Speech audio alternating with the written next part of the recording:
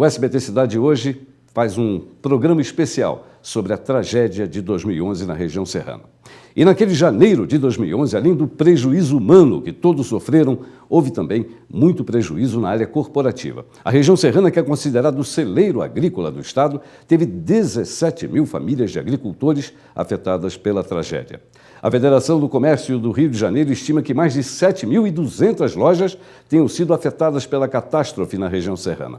Dessas, mais de 550 encerraram suas atividades por causa da tragédia de janeiro. Uma pesquisa do Ministério do Trabalho aponta ainda que 89% do comércio tiveram uma brutal queda de faturamento, na época 20% por perda de estoque e 16% por perda de equipamentos. A Federação das Indústrias do Estado do Rio estima que 68% das empresas da região tinham sido afetadas pela catástrofe. A maioria delas em Nova Friburgo. Os prejuízos no setor foram de 153 milhões de reais, segundo a Firjan.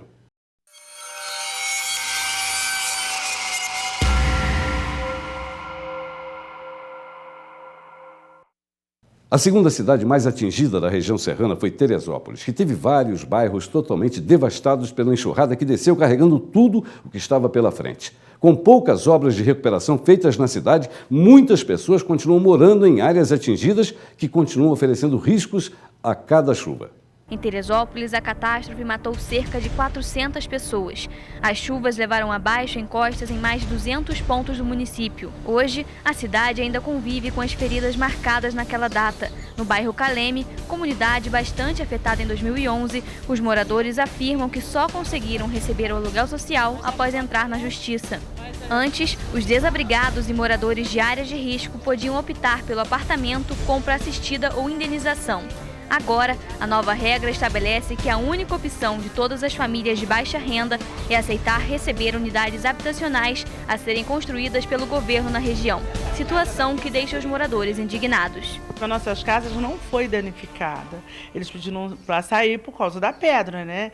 Então, já são 3 anos, que há 3 anos eles estão mexendo e não dão uma solução. O que a gente vai fazer? Sem casa, sem dinheiro que eles ofereceram não dá para comprar, a compra assistida não deu para comprar também para mim e falaram que tinha que demolir minha casa. Agora diz que nem casa, nem dinheiro, nem nada mais, nem compra assistida e nem que situação que a gente vai ficar. Elba morava no bairro Santa Rita. Ela trabalhava na lavoura e perdeu tudo em 2011. Para ela, sair da zona rural para morar em um apartamento é inviável. É na produção de orgânicos que tira o sustento de toda a família. Porque a nossa vida era essa, agora eles querem oferecer apartamento. Como que a gente da área rural, que está acostumado a plantar, sobreviver da área rural, vai morar em apartamento? Hoje, cerca de 60 mil pessoas ainda vivem em áreas de risco. Diferente de Nova Friburgo, em Teresópolis a tragédia ocorreu em pontos dispersos e não em todo o município.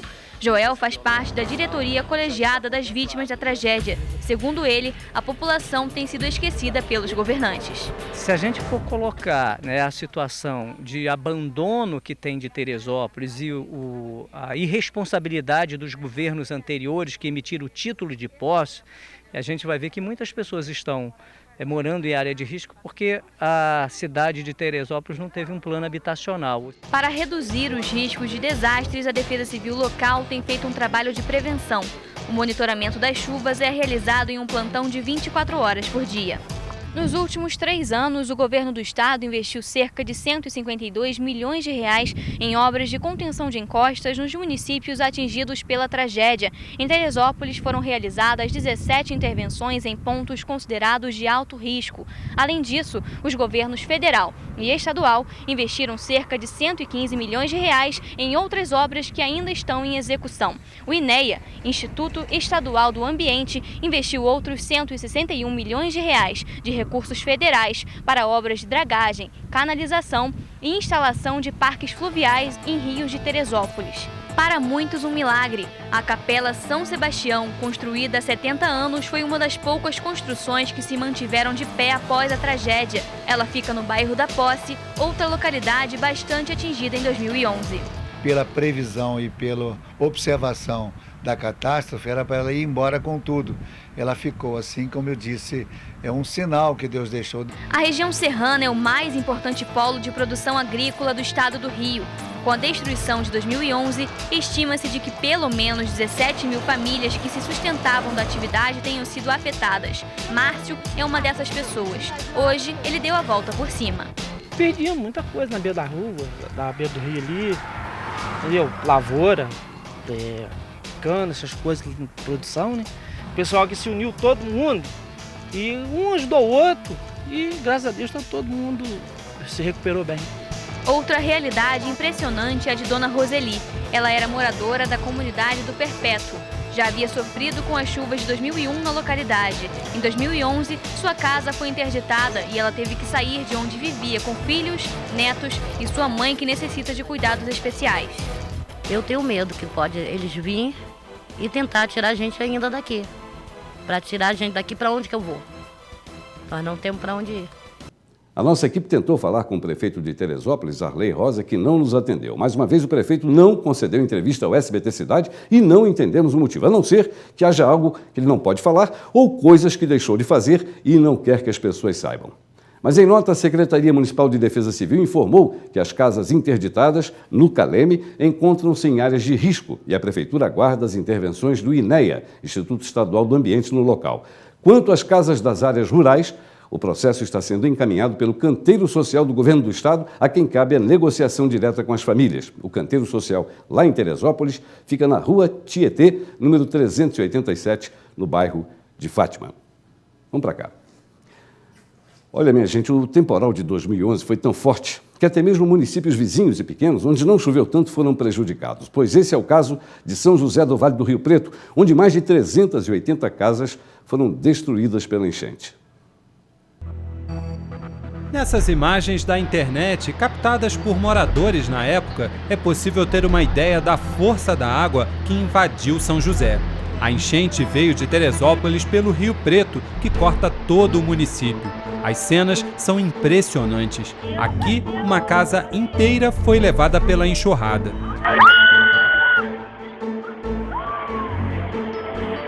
Hoje, 3 anos depois, é possível ver os escombros que sobraram daquele mesmo imóvel. E não só dele. Por onde a gente passa, ainda há marcas da tragédia de 2011. Nas ruas, motoristas se arriscam para passar por trechos da estrada Silveira da Mota, que ainda estão em meia pista. Mas a maior dificuldade dos moradores é atravessar o Rio Preto. Na época, 7 pontes foram destruídas e pelo menos 3 ainda não foram refeitas. Aqui em São José, até hoje, ainda existem pontes improvisadas como esta aqui de Parada Morelli. E eu vou ser bastante sincero com vocês, dá medo de atravessar. Essa ponte é de madeira e conforme a gente vai andando, ela balança. Vocês podem notar pelas imagens que o nosso cinegrafista Marcelo Santos está fazendo. É difícil realmente segurar a câmera para conseguir gravar aqui. O Marco Antônio é da Associação de Moradores e, Marco, aqui passam crianças, idosos, todo mundo. Aqui é complicado. Essa passarela aqui, ela é muito importante para a nossa comunidade e nós fazemos um apelo aqui às nossas autoridades do município para que tomem providências. O novo prefeito disse que busca recursos junto ao governo do estado para resolver o problema. Eu, nesses 9 meses, tenho ido incessantemente, 1 ou 2 vezes por semana, ao Palácio, ao DR, à Secretaria de Obras, e eles têm nos atendido, mas infelizmente a burocracia toma conta. Mas como a ajuda demorou, agricultores tiveram que bancar a construção de uma ponte no bairro Poço Fundo para conseguirem escoar a produção. Sabe quanto eles gastaram? Eles gastaram lá em torno aí de uns 50 mil. Não é muito dinheiro para uma prefeitura. Para uma prefeitura que, né, não é muito... Dinheiro do bolso dos moradores. Dinheiro do bolso do morador. Agora, no final, depois de muita briga, 90 dias brigando lá, aí eles deram lá a laje, 14 mil para a laje, e foi só. E o prefeito também falou desta ponte. Uma mais abaixo, no Poço Fundo, nós usamos um tabuleiro para ser feito abaixo. Você viu? Quase próximo a uma curva ali no Tom Jobim. Sim, eu vi, os moradores disseram que eles próprios tiveram que pagar quase 50 mil reais para concluir a ponte. O tabuleiro quem fez foi a prefeitura. A enchente atingiu mais de 380 casas. 78 foram completamente destruídas. As famílias chegaram a morar por meses em barracas improvisadas. hoje foram incluídas no aluguel social. São cerca de 300 benefícios pagos no município atualmente. Das 400 unidades habitacionais prometidas em 2011, apenas 10 devem ficar prontas este mês. Em meio aos escombros da casa que foi destruída pela enxurrada, Dona Maria José mal consegue segurar a emoção. Um ano, uma vida, né, de luta para conseguir construir minha casinha, né? E agora é tudo. Ela também foi incluída no aluguel social e ainda espera por uma casa popular. O meu sonho é ter minha casinha de volta. Outra cidade que sofreu bastante foi Bom Jardim, mas que pelo menos não teve mortes na tragédia. Apesar disso, boa parte da cidade ficou inundada. Enquanto algumas obras públicas demoram, organizações privadas comemoram uma rápida recuperação. Foi a coisa mais horrível que eu já vi na minha vida. Deixa uma cena muito triste, tá? Que a gente pedia socorro em cima das lajes e não tinha como socorrer. Ia socorrer como? Dona Maria mora no bairro Babaquara, em Bom Jardim, há mais de 5 décadas. Diz que nunca viu nada parecido com o que aconteceu há 3 anos. A inundação provocada pela forte chuva em janeiro de 2011 chegou ao 2º andar da casa dela. Se eu pudesse, eu não morava aqui. Nunca. Você deita até o dia que começa a chover, você pede um para vir para te ajudar, te chamar. Aí você não dorme a noite toda, né? Mas o Rio Grande nunca tinha chegado a níveis tão altos. A ponte sobre a RJ-116 caiu e uma cratera de 60 metros foi aberta, deixando a população ilhada na região central. O atual secretário de Defesa Civil diz que só depois da tragédia o órgão deixou de ser coordenadoria e virou secretaria. Ganhou equipamentos, profissionais e agora centraliza os trabalhos pluviométricos da região. São 23 pluviômetros, nós temos um Lucien da Defesa Civil, fica monitorando 24 horas a chuva, a previsão. O prefeito Paulo Barros, na época, era vice e assumiu a prefeitura semanas após a tragédia, assim que o prefeito da ocasião, Afonso Monerá, foi convidado a assumir a Secretaria de Reconstrução do Estado. Ele explica que, mesmo não sendo uma das cidades mais prejudicadas, Bom Jardim contou com parcerias para a reconstrução. Se não fosse parcerias com o governo do Estado, com o governo federal e também com a compreensão da população, nós não teríamos alcançado o êxito que encontramos. Hoje, a gente ainda tem alguma coisa a ser feita, como casas populares que já estão em fase de execução. Existe um clube que foi totalmente destruído pela força da água. O diretor mostra a pintura que fez na parede e marca exatamente por onde passou a correnteza. O clube foi totalmente destruído nessa enchente de 2011. Com 6 meses eu já botei o clube para funcionar. Não tem segredo nenhum. O que eu faço, qualquer pessoa pode fazer. Muito legal. Quem dera que todas as cidades que sofreram alguma coisa tivessem acompanhado o ritmo desse clube, não é mesmo? Belo exemplo, parabéns, seu Napoleão.